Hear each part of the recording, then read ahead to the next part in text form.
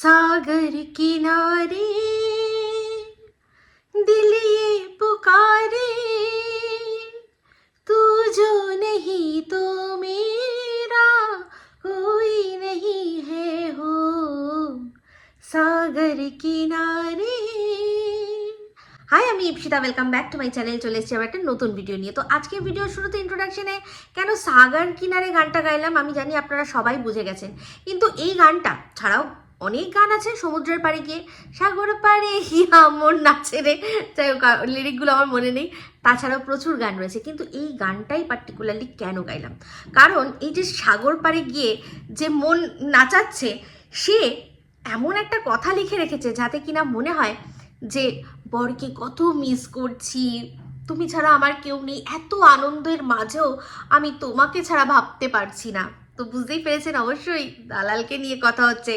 তো এতক্ষণে আমরা সবাই জেনে গেছি দালাল কোথায় গেছে না, মারু আর দালাল ওরা গেছে দীঘা। তো আমি গেস করেছিলাম যে ও মন্দিরাদের সাথে হয়তো ওই দাদাভাই বৌদি, সোনা দাদাভাই বৌদি তাদের বাড়িতে যাবে। তো আমার এই যে অনুমানটা, এবারে যে অনুমানটা, এটা সম্পূর্ণ মানে ভুল বলে, এরকম ঘ্যাঁচ ঘুঁচ করে ভুল বলে প্রমাণিত হয়েছে। তো এটাই দেখুন, আমি অনুমান করি, অনেক সময় গিয়ে লেগে যায়, অনেক সময় লাগে না, কারণ এটাই মানুষ, আমি তো মানুষ, আমি তো আর ভেতর থেকে খবর নিয়ে এসে কোনো রিপোর্টিং করছি না। তো যাই হোক, সেক্ষেত্রে দেখলাম কবে থেকে সেটা বেচছে, কবে থেকে যাচ্ছি যাব, প্রস্তুতি প্যাকিং সব দেখিয়ে দেখিয়ে পুরো কিন্তু বেচছে। কিন্তু যখন কন্ট্রোভার্সি করতে বসে তখন এই জিনিসটার ওপরেই অন্যরা যখন দেখায় তখন এরকম করে আঙুল তোলে যে এরকম কেন হবে। আমি আগেও এই কথাটা বলেছিলাম। তো ও যে দোগলা, সেই কথাটা মানে এর থেকে খুব ভালো করেই বোঝা যায়, সব কিছুতেই বোঝা যায়, কিন্তু এর থেকে আরও ভালো করে বোঝা যায়। তো যাই হোক, ঘুরতে যাওয়ার শেষ পর্বে এসে দেখলাম যে যার সাথে ও ঘুরতে যাচ্ছে বা যে ওর সাথে ঘুরতে যাচ্ছে সে ওর বাড়িতে এসছে, ঠিক আছে। তো ওর বাড়িতে এসছে, বললোই যে আস্তে আস্তে বিকেল হয়ে যাবে, আস্তে আস্তে বিকেল হয়ে যাবে।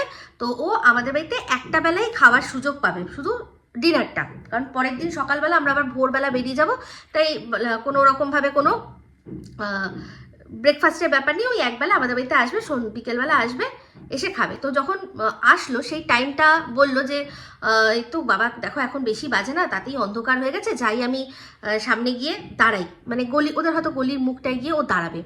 তো কারণ ওখানটার থেকে হয়তো কনফিউশন, সেই জন্য।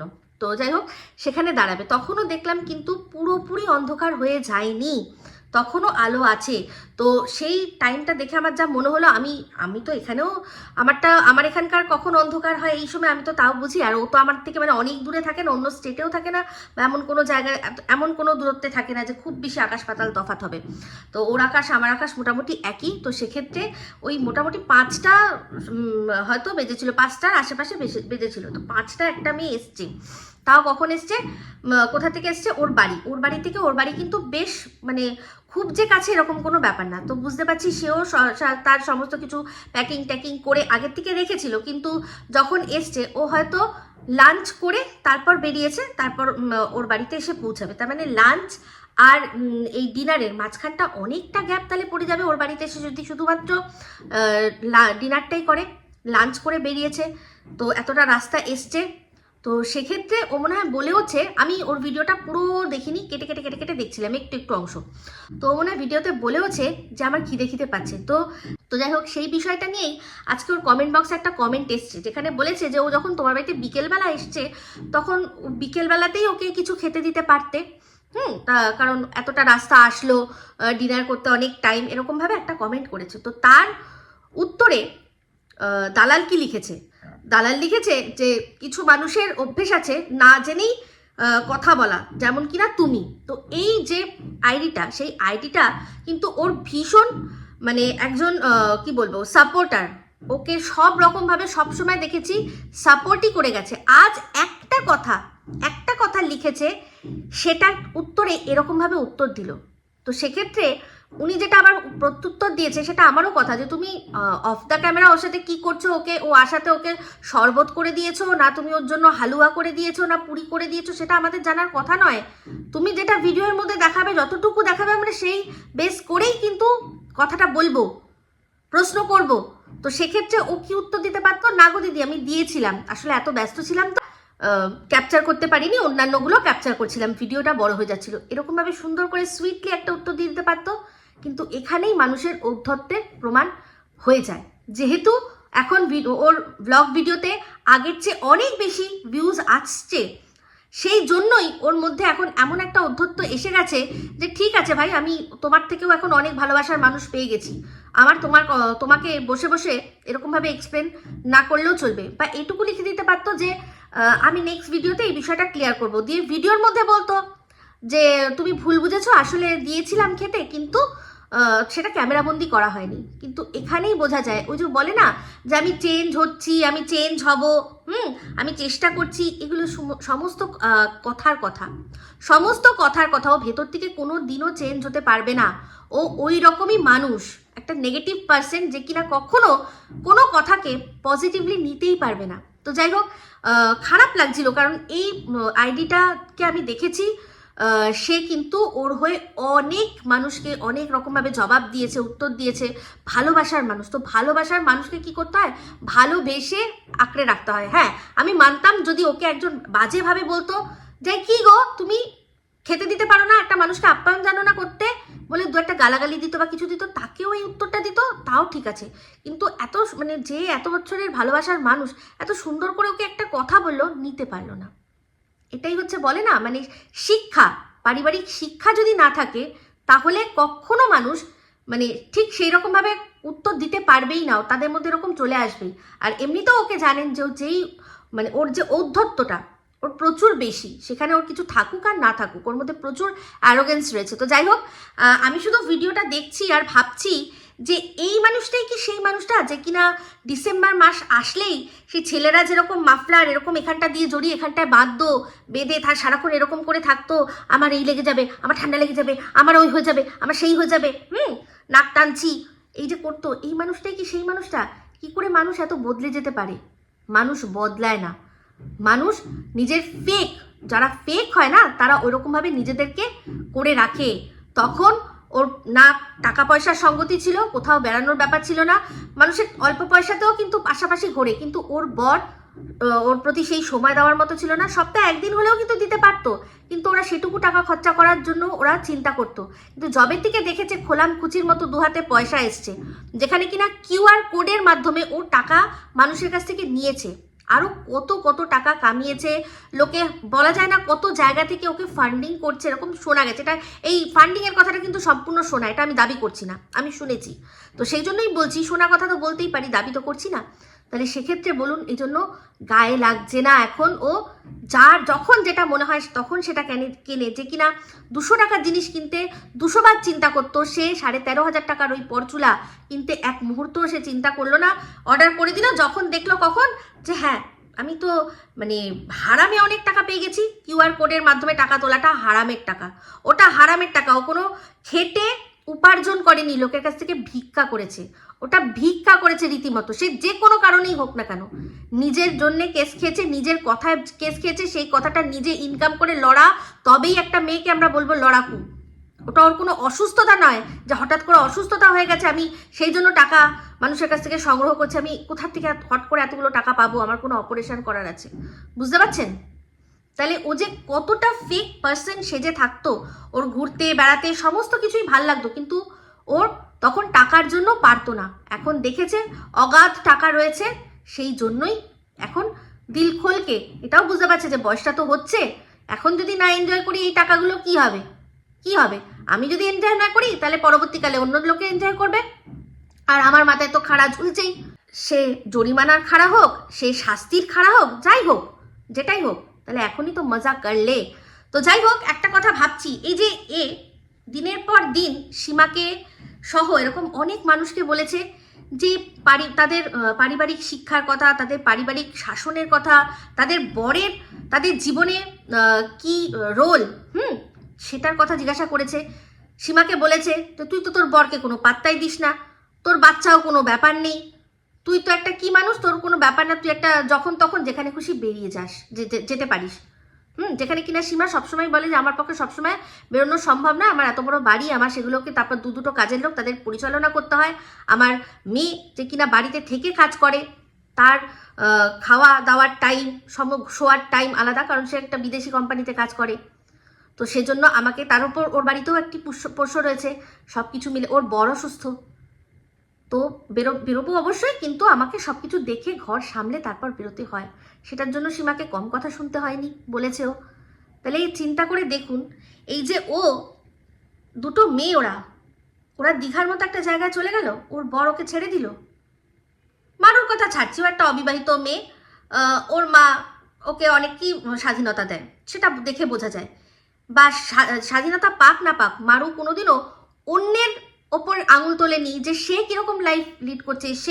মারু কোনোদিনও সীমার ওপর বা সীমার মতো অন্য কারোর ওপর আঙুল তোলেনি যে তুমি কি করে ঘুরতে যাচ্ছ, তুমি কি করে বেড়াতে যাচ্ছ, তোমার সাথে তোমার গার্জিয়ান কোথায়, তোমার সাথে তোমার বর কোথায়, তোমার সাথে তোমার বাবা মা কোথায়। ও কিন্তু কোনোদিনও কাউকে জাজ করেনি, তাই ওকে জাজ করার কোনো প্রশ্নই নেই। একটা অবিবাহিত মেয়ে, অবশ্যই স্বাবলম্বী মেয়ে, যে নিজের টাকা নিজে ইনকাম করে, কচি বাচ্চা মেয়ে নয়, ও যেতেই পারে। কিন্তু এ একটা গৃহবধূ, ইনকাম করছে ভালো কথা, কিন্তু তাও একটা ঘরের বউ, তাই না?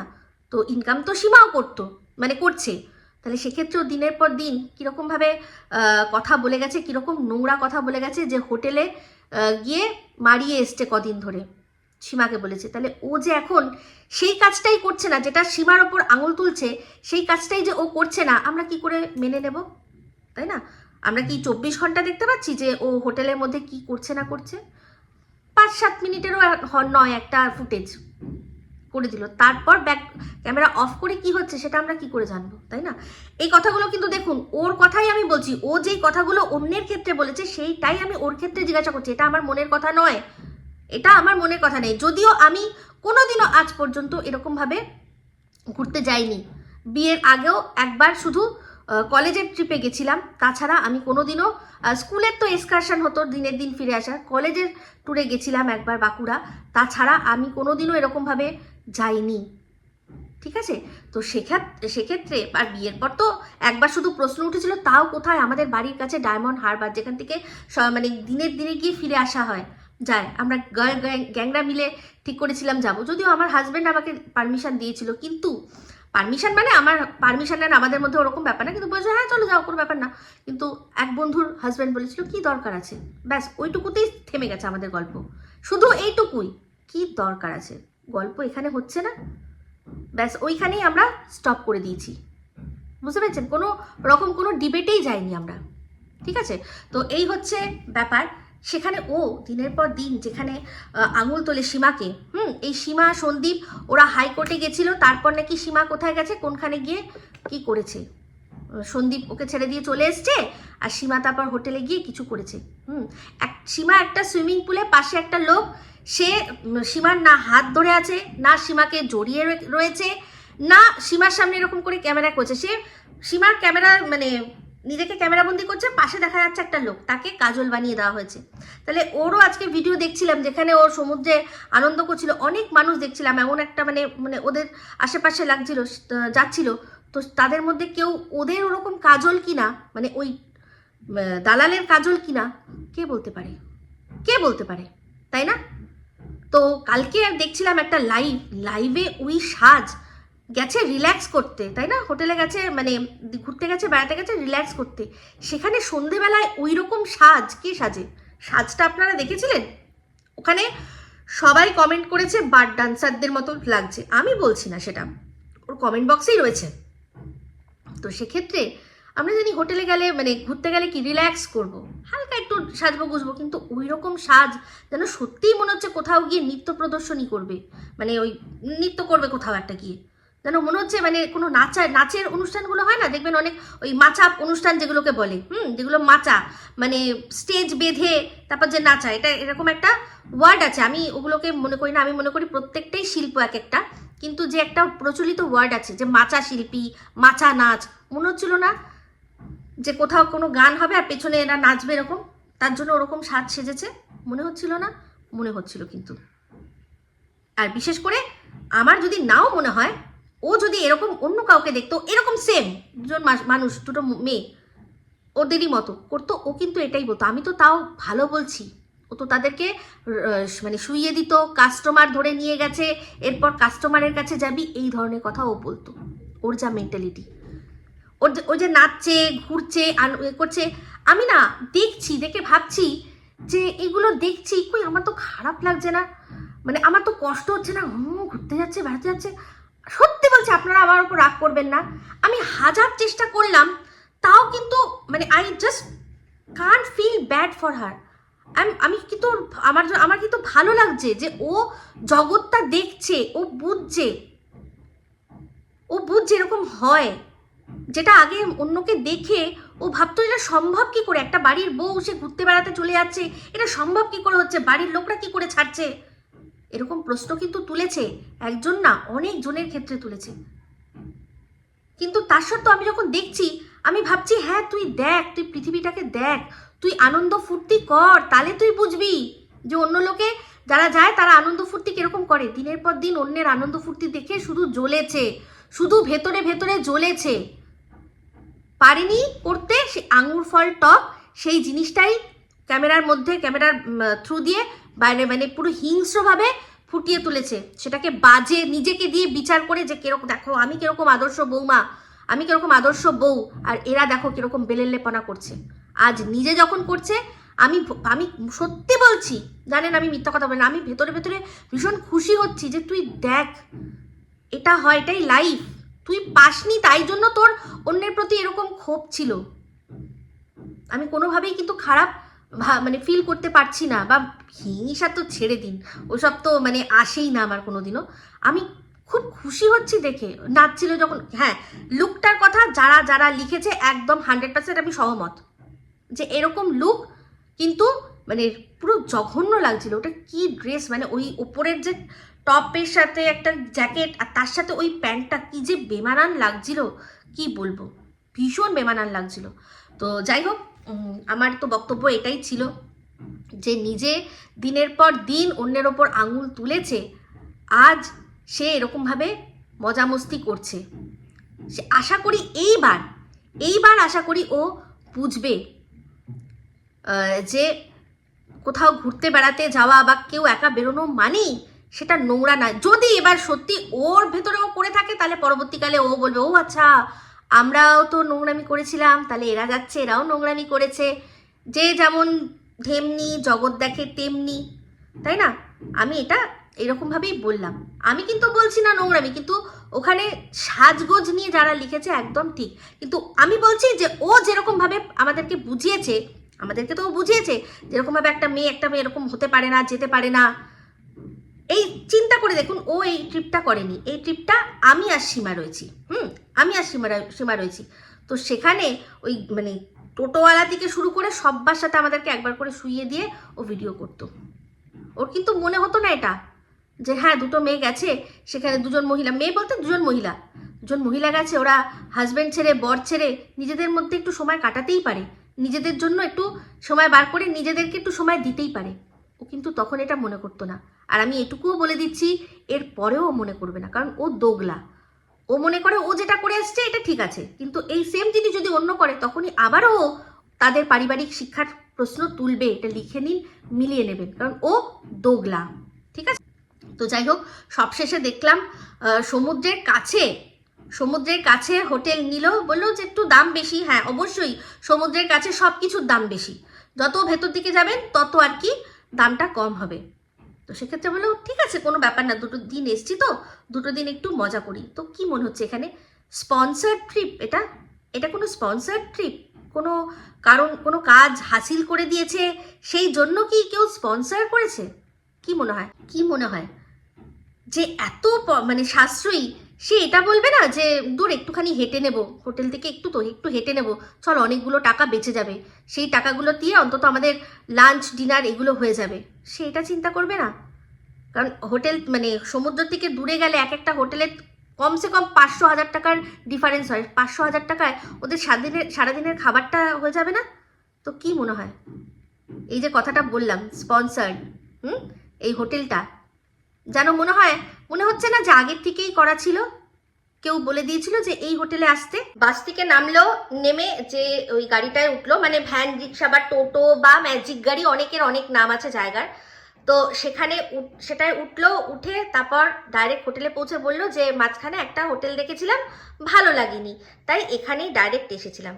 ও এখানে আরেকটা হোটেলে যাবে, সেখানে ভালো মানে ভালো লাগেনি বা হোটেলের রুম টুম যেরকম সেগুলো দেখাবে না, এটা হতে পারে? বিশ্বাস হচ্ছে কি জানি, আমার কিন্তু এটা বিশ্বাস হচ্ছে না। মনে হচ্ছে যেন ডাইরেক্ট এখানেই গেছিল, মানে হয়তো এখানকার ঠিকানা বা কেউ বলে দিয়েছিল যে এই হোটেলটায় যাবে, তাই না? আমার তাই মনে হচ্ছে। মনে হচ্ছে না? আমার কিন্তু মনে হচ্ছে। হতেই পারে, মনে না হওয়ার তো কোনো কারণ না। না হলে এখানেও কোনো ব্যাপার না, কোনো ব্যাপার না, একটু দুদিন আনন্দ করছি, তাই না? চিন্তা করুন, চিন্তা করুন, ভাবুন ভাবুন, ভাবা প্র্যাকটিস করুন, তাই না? তো এই বলেই ভিডিওটা এখানে এন্ড করছি। যদি ভালো লাগে তাহলে অবশ্যই লাইক, শেয়ার, কমেন্ট করতে ভুলবেন না।